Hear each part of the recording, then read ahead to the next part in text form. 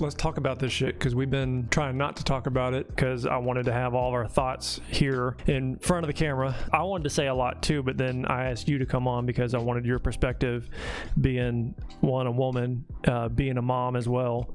How do you feel about all this stuff? I almost wanted to cry, not to be over dramatic or anything. I know that might sound dramatic to some, but like, kind of just in shock. I didn't think that they would overturn that. I mean, I wasn't even really paying attention. I heard talk of like something that had leaked, but then I was like, no, there's no way, especially now that it leaked. They know people will be pissed. And you were talking about already looking up doctors, and I'm sure many other women are doing the same thing. Yeah, I see a lot of people in my local Facebook group looking for where their husband can get a vasectomy. And there's lists going out of doctors that they will tie your tubes, like, no questions asked. I mean, I don't know if people believe this, but like, they will not tie your tubes unless you're like over 30 or 35 and already have 2 or 3 children. And if you're married, don't you have to get... Yeah, or if you're married, they'll want your husband, or if you're not married, they'll want like your father's permission in some cases, or like the doctor will just straight up tell you, oh, well, you might change your mind. And it doesn't matter how certain you are. They'll say, oh, well, you might change your mind. And certain hospitals be like, oh, well, we don't do it under 30. Or, oh, we don't do it under 40. That right there is fucked up. Strange. You made the comment earlier before we came in here to record, we're in 2022, current year, whatever it is, but we're this far into our history and we're still talking about women's rights. And I told Marissa that the issue is like, people don't recognize what women's rights are. It's all this hang up about saving children's lives because that's their religious conviction that every potential life is worth saving. I feel like the Republican Party, who's behind all this, which is also strange, we have majority Democrats in the House and the Senate and a Democratic president, and Republicans have been doing the most than they were before. So I don't understand what the fuck is up with the Democratic Party, who just who chooses inaction. As soon as that came out, that Roe versus Wade was overturned, Nancy Pelosi goes and sends out a mass email trying to fundraise. She did a fucking poem. Good God. She said some cringy ass poem. I watched a little bit of it afterwards. It was so freaking weird. I think that's why is the Democratic Party choosing inaction? And I think that's exactly it, just like Nancy Pelosi did. The Democratic Party runs off of a reaction. They bet on the Republicans doing something so absurd and insane that it fires up the Democratic base to want change. And as long as Democrats allow that kind of stuff to happen, they have a platform to fundraise and make money off of it. So why would they choose to fix anything whenever they could just literally tell people, vote harder, go do this, go do that? We did that. We did go vote harder. We elected Joe Biden and he's done nothing. He just sits on his ass talking about what more we should do. Dude, you're the president. What else do you want us to do? It just feels like anything that's done, like, none of it has any effect on the middle class except for like bad shit. Yeah. We got fucking gas is expensive. Groceries are expensive. Childcare is expensive.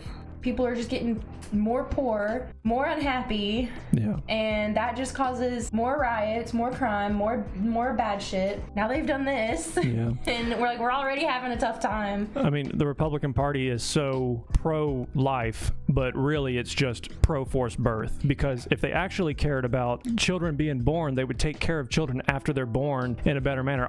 Our nation ranks the lowest in healthcare and education, paid maternity leave, anything that remotely has to do with a child, even up to attending school. You can't even go to school without fear of being fucking shot. And you can thank Republicans for loose gun laws in the nation. They don't care about children. They just want to, this is about controlling women. And my old self would say that that's stupid. My old conservative brainwashed self would say that, no, that's stupid. That's bizarre. They're not trying to control women. But now it's pretty blatantly clear. On the one hand, they just want to force birth, but not take care of the kids after the fact. I mean, you could speak to that. You just had a kid. Yeah. I mean, you only get 3 months if you're lucky. A lot of people only get 6 weeks. It's extremely painful and hard to recover. I had a really hard time. People had it way harder. People have it way harder than I did. That's not something you should force on somebody. And because of it, I always thought I only wanted one kid. And because of everything and just how hard the postpartum was, that kind of just set it in stone that, like, I don't think I can do this again. Yeah. I have like a shit ton of money to pay someone to literally wait on me hand and foot. Yeah. No, I'm not doing that. Yeah. Not everybody's in that privileged position to where money is of no issue, and not everybody is ready to return to the workforce before they're fully healed, but they have no option because they can't afford to not be paid. So, like, there's people out there making these rules, and they don't even know how, like, an ectopic pregnancy works. they don't even know how women's bodies work. Like, I think it was Mississippi or Missouri someone tried to say, oh, why don't they just take the ectopic pregnancy and just move it, transplant it to where it needs to be? And it's like, don't you think, like, those pregnancies are wanted? If they had figured out how to do that, they'd be doing it. You're dumb. You don't know anything about women, and you're trying to dictate. Like, you're super old, you're old as fuck. You probably never gave it a thought because you're only worried about yourself. It seems so obvious that what they're going to go after next is birth control. Birth control, yeah. And then they're going to go after gay people and trans. I mean, if they go after birth control, in Republicans' minds, sex for pleasure doesn't exist. You have sex to procreate. On the one hand, they don't want to fund better sex education in school because sex is such a taboo subject. I don't think I remember ever taking an actual like sex education class. I think in like 5th grade we had a quick like 30-minute thing about periods, and then that was it. I mean, we can speak firsthand on it. We have a friend who did work in that space. They moved. I'm not going to call them by name. They were working for the school board. They put together a sex ed course, a very cohesive, very educational class, and it got turned down because around here sex is just too taboo of a subject. You can't talk about that with people's kids, but then people also will not talk about it with their own kids. Exactly. Yeah, their reasoning is like, let that be a parent discussion. Obviously, parents aren't taking responsibility or accountability for educating their kids, and the school board finds it so taboo. They think that if you educate kids or if you talk about sex, that's going to lead them to want to try sex. People are going to have sex regardless. The best thing you can do is educate them. These conservative Christian people, they want to force you to have a baby, but they don't want to help you. They think that, oh, well, if you had God in your life, you wouldn't have this problem, or if you went to church, your church would help you. You know, you'll have help. They want you to go to the fucking soup kitchens and shit. Yeah. They don't want Medicaid. They don't want food stamps. They don't want you to have the government to help you with any of those resources. They want you to rely on the church. Yeah. And that's not. Yeah, it just work. Like, everyone's religious. Also, like, what? It all screams Christian fascism, and that's pretty much what the Republican Party's done. And you're saying people, you need to turn to God and look at the church for help and stuff, and then on the other hand, they're like, they don't like the government giving free handouts, but they want their communities to give free handouts. I don't understand how Republicans think that charity is the answer instead of social programs. They don't want people to do any of that, but if there were adequate social programs, there wouldn't be a need for charity. The fact that charity exists is proof that there's an issue. Main points that I'm super pissed about is the fact that Louisiana currently went into immediate effect. No exceptions for rape or incest. So if you're 12 and you get raped, guess what? You have to give birth to that baby, as of right now in Louisiana. And they have it to where unless the mother's life is in danger, even if they change it the way they have it, if you have a baby that like is not developing a brain, that's not going to cause any immediate risk to you. You can carry that pregnancy to term, and then your baby will die right after, and you will have to finish out your pregnancy with your belly and people asking you questions and give birth to that baby in Louisiana, and it will die.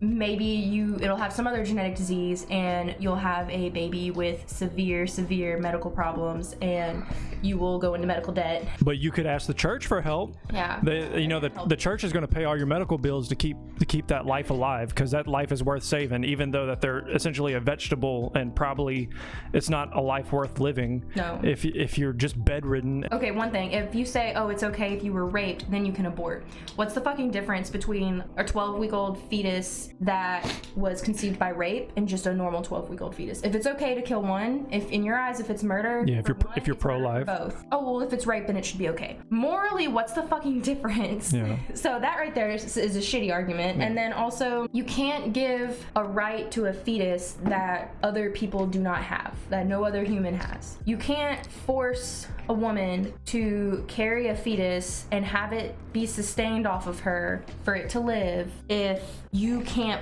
force other people to donate organs or donate blood. Like, I could have, like, my brother could need, like, a kidney, and I could be his only match. I can say no, knowing that he will die, and no one can force me. They could be about to cut into me for my kidney, and I can change my mind and say no, and nobody can stop me. If a pregnant person becomes pregnant, and they say, no, I don't want it, that is okay. Like, you can't force someone to sustain life for someone else. Yeah. You can't let a fetus have that right. And abortion shit just opens the door for contraceptives, the Planned B pill. I'm sure that's like number one on their list is to get I mean, get rid of condoms too while you're at it. Just get rid of any sort of protection, like anything that remotely resembles sex for pleasure. Just get rid of it and just come out and say that people don't need to be doing that.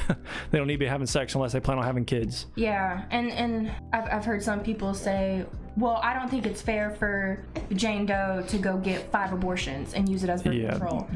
No one's really doing that. Yeah, that's not happening. Even if there are people doing that, you're going to deny others the right just because you don't personally like what some other person's doing. I don't like a lot of shit that other people do, but I'm not going to sit here and try to make laws saying that they can't do whatever the fuck they want. Because at the end of the day, I don't care. Why do I care? They blow all that shit out of proportion. The vast majority of people, and like people who talk about late trimester abortions and stuff. Those are wanted babies. Yeah, those are, if anyone's carrying a baby that long and they have to get an abortion, understand that it wasn't a choice that they wanted to make, and it wasn't a choice that they made lightly. That was someone that wanted a baby, but for whatever reason they had to abort it. Using those small little instances to justify your rationale for getting rid of all abortions is just nonsensical. The vast majority of the country, something like 60% of the country, is pro-choice. So why are we making sweeping policy decisions for a measly 40% of people, especially whenever we have the majority Democrats in the House and the Senate and the presidency?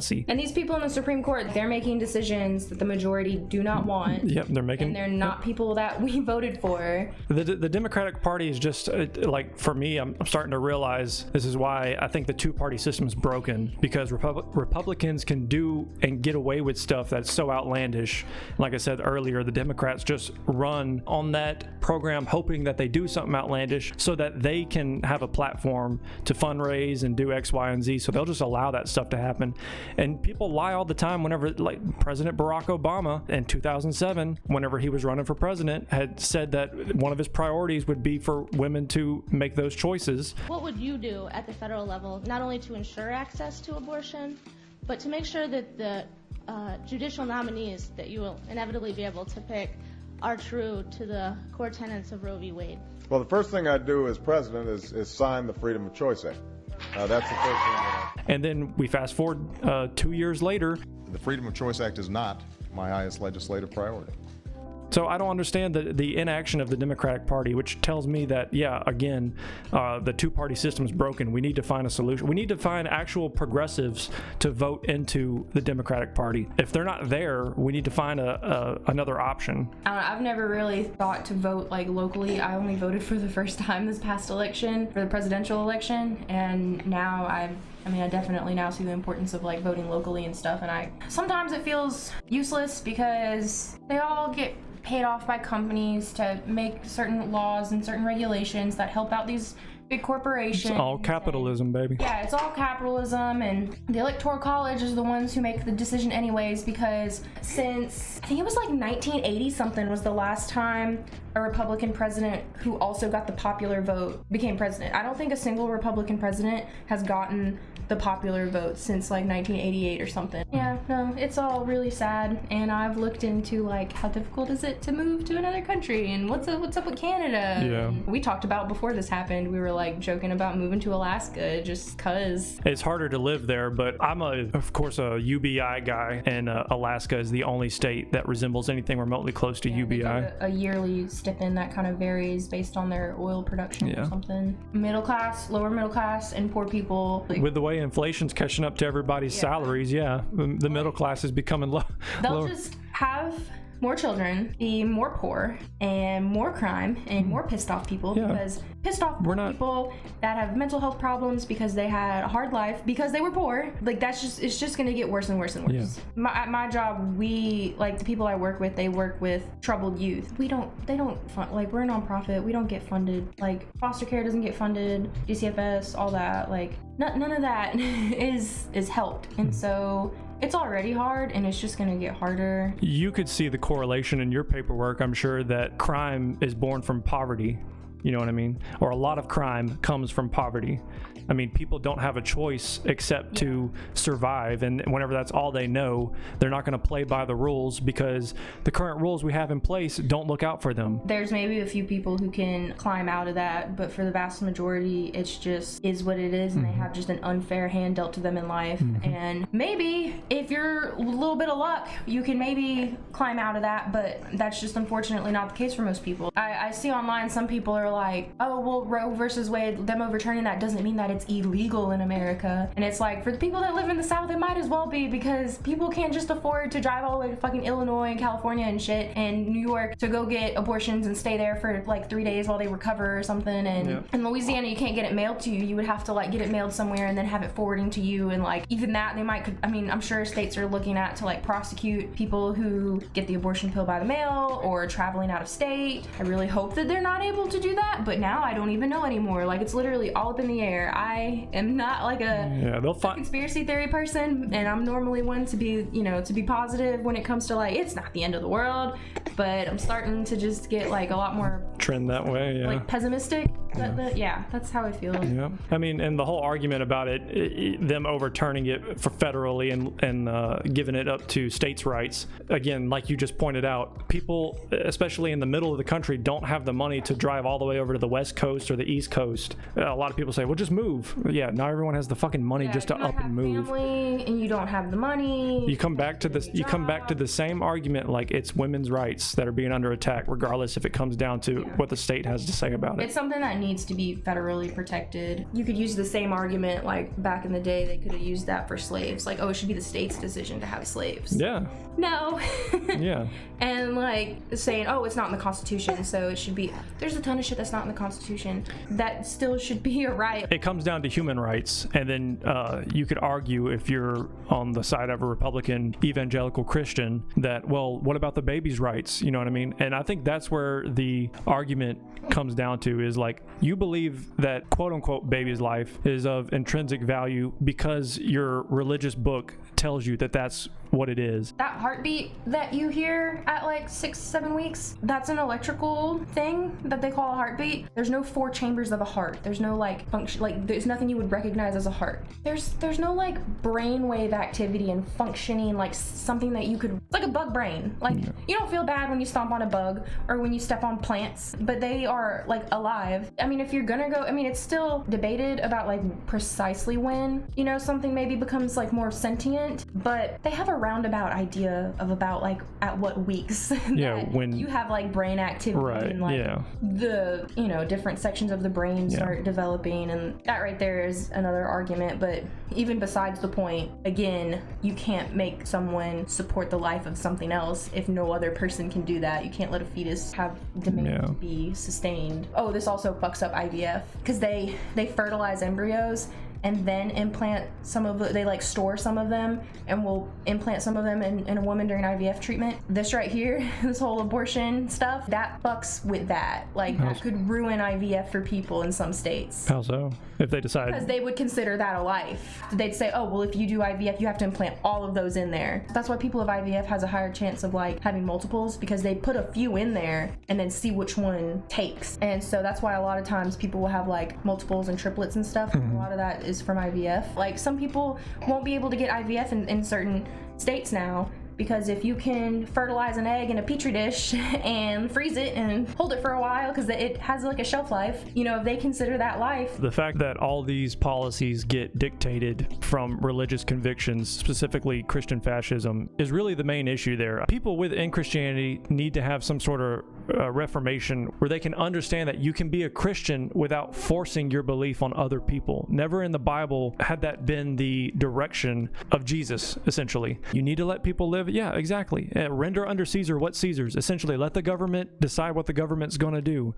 My people will do what they do. So if abortion is legal for people and you're a Christian, guess what? If you go get abortion as a Christian, that's between you and God. Don't dictate it for other people. Just because you're saving a life, you're letting kids be born into a horrible circumstance, and once they're there, you don't give a fuck about them. They're born into poverty, and you don't want to help them out. You want to tell them, yeah, they need to turn to God and go to the church, as if that's going to fucking save everybody, as if that's going to put food on the table, as if there isn't going to be kids that are starving on. It's not going to make them feel loved. Yeah, no, absolutely not. And you're going to sit there and complain about free handouts from social programs, but expect those same people who need those social programs to turn to your version of what those answers should be, which is God. I think the latest thing only says too that like 65% of America is religious. Well, yeah, it's no wonder people, big chunk of the country, people from religion are turning away from the church in droves, and I would assume it's probably because of similar situations like me, where you can't go to church without the sermon being politically intertwined with current events. It may not be the majority of Republicans who are religious, but the most prominent voices run the Republican Party. They are religious. Those are the conviction. Their constituents are the ones who are screaming and hollering to ban abortion because it's a sin against God. Those people listen to their constituents because they want to stay in office. They want to stay in the Senate. They want to stay in power. So they're going to push those policies that people around here, like me and you were talking about, scream and holler about this being a sin against God. But, you know, those black people down the street, yeah, I don't really like them too much. Yeah, those are the kind of people we're dealing with. Why they let that Muslim girl work here? I legit had an old lady say some shit like that to me. Yeah, save the babies unless they happen to be Muslim and they have something on their head. You know what I mean? Save all the white babies, essentially, is what the Republican Party is saying under their breath. Thank you for coming on, taking time to talk about it. Like I said, Marissa and I have been having small conversations. I'm like, well, we got to wait until we sit in front of the camera. We got so much we want to talk about.